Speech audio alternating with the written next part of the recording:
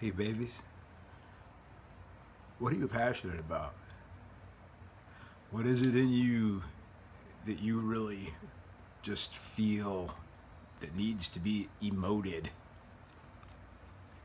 I want to talk about having a little sugar in your tank because I know what it's like to grapple with passion.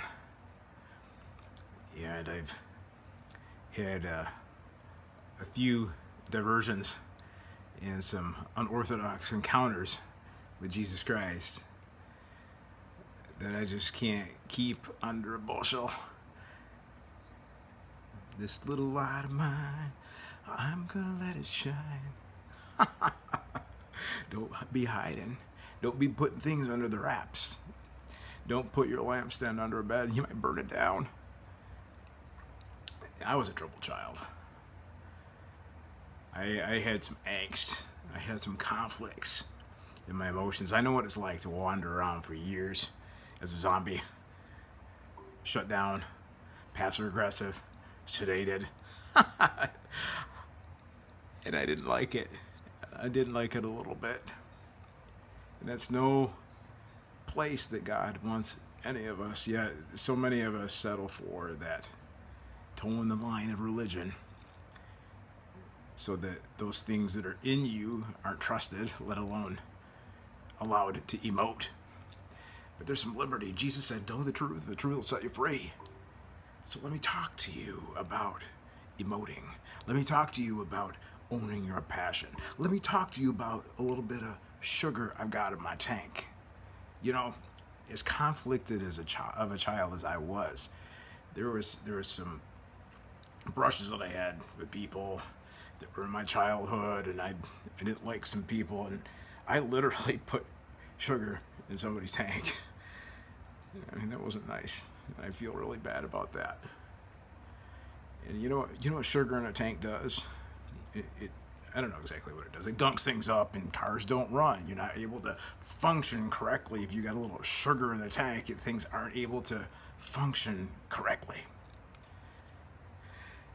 And so I put a car out of commission. And like I said, I feel really bad about that.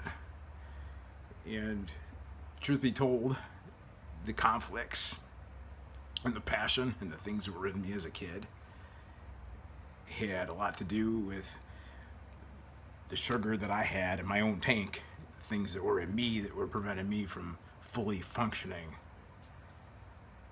And I know there's histories and skeletons, people's closets, and fears that beset us all and prevent us from really wanting to come forth to fully function. But the truth sets us free. Jesus says, know the truth, and the truth will set you free. So, as far as these vague analogies and these epithets go about having sugar in a tank, I don't think it's a mystery that I have had relationships with men. I've had sex with men. I've had a desire and a passion in my heart to be close to men. And in my ownership of that and me drawing that out here, I want to contextualize this for you, because as I've owned the sugar in my tank, as I have come clean at the altars and amongst religious fellowships about this, it's like, well, Brother Stephen, you're not fully functioning because you've got some sugar in your tank. Here, let's help you out to get that sugar out of your tank. So you just don't know who you really are, Stephen. You've got these attractions, you've got these passions, you've acted on them, and there's some destructive behavior, and there's, you've weirded people out, people misunderstand you. It doesn't have to be like that, because Jesus created you as a heterosexual. So come and embrace your place in this church fellowship and get married and embrace heterosexuality and really get into a relationship with a woman, and there you'll be fully functioning, everything will be well. Well, hey babies, that ain't my history. The passion's still there. And I'm just being honest. And if we don't come at these things legitimately, if we don't come at these things from a standpoint of honesty, if you don't come to these things in whatever your thing is, whatever your passion is, whatever the skeleton in your closet is, you don't take your first steps into freedom until you embrace that truth. So there's sugar in my tank. And I've been through the inner healing programs, and I have stumbled, and I have tried relationships with women. I have, been to the altars and been put out of churches and been called names, and I just have to come back to basics and come back to what my passion really is for men. The thing that desires to be emoted in me and through me and by me. Jesus is in the mix with us with this stuff.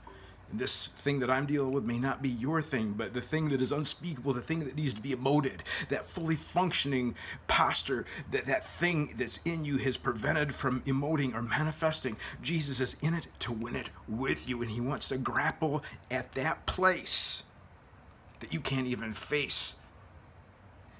He wants to grapple in that place with you to bring you to a place of fulfillment where you are fully functioning. And this is what I'm desiring. This is what I'm wanting to tell some of these people that have talked about, you just don't know who you are, Brother Stephen. You just have to come back to the altar and keep persevering and white knuckle it and grit your teeth until God gives you heterosexuality. This is my testimony. And this is where I'm coming from. That sometimes when you've got sugar in your tank, sometimes when you feel like you're not fully functioning, he'll turn that syrup into fuel. He'll take that sugar in your tank, and he'll make that syrup, and he'll make that gunk into fuel.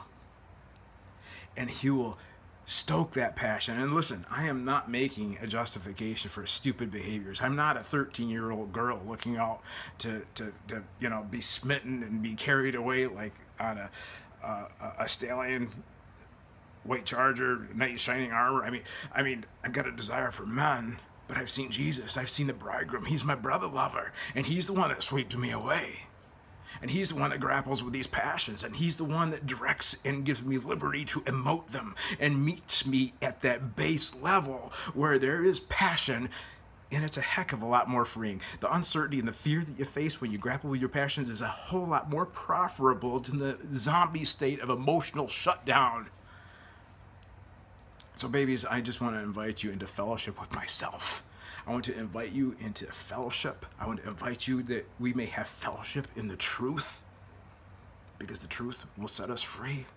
I'm not making an excuse for impropriety. I'm not making an excuse for destructive behavior. I'm not making an excuse for political stands, LGBT platforms, or gay marriage. I don't agree with any of that stuff, because this stuff that I'm talking about, I'm offended that you would categorize me and allot me into a place of political expediency because of my passions. I'm not fitting into those lots. I want a relationship with my brothers and my sisters. But listen, the passion has been for men. And if God takes this passion and lifts me up out of that mire, preserves me from destructive behaviors, and refines that passion so that it's expressed and emoted perfectly, I defy you to bring a charge upon me concerning that. Because this is my testimony. This is what God has led me through. I've got sugar in my tank, and my vehicle is completely running. It is just maxed out, pimped out, fast down the road, and I am just completely fully functioning as I am, how he has met me. So be fully functioning. Let the truth set you free, babies. And I'm not putting this into a I'm delivered from orthodoxy. I'm not setting this into some orthodox chamber, or so I don't want to be religious even about what I'm talking about here, because I can come around and I can change my views and I can feel differently in different areas about different people and stuff like that. But it's an evolution. Do you accept my evolution? I accept your evolution. I accept the unfolding and the emoting of your passions, that you may discover those things in yourself as you turn them over to Jesus and be honest with him about them. Let's just start breathing easy. Take a breath of relief and just understand that divine love accepts you where you're at. into this process of transformation is really, really fabulous.